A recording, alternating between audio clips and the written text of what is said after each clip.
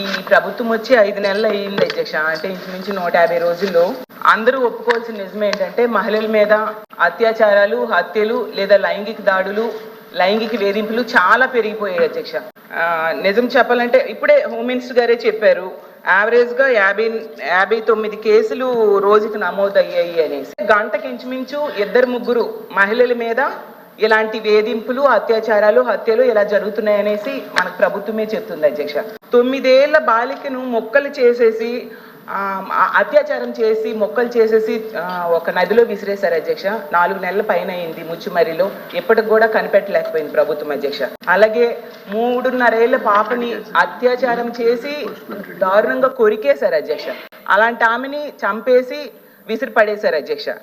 మనం చూసాం నగరి కాన్స్టిట్యున్సీలో. అలాగే హిందూపురం కాన్స్టిట్యున్సీలో అత్తా కోడళ్ళ మీద గ్యాంగ్ రేప్ అధ్యక్ష. అలా నర్సరీలో పనిచేసే మహిళను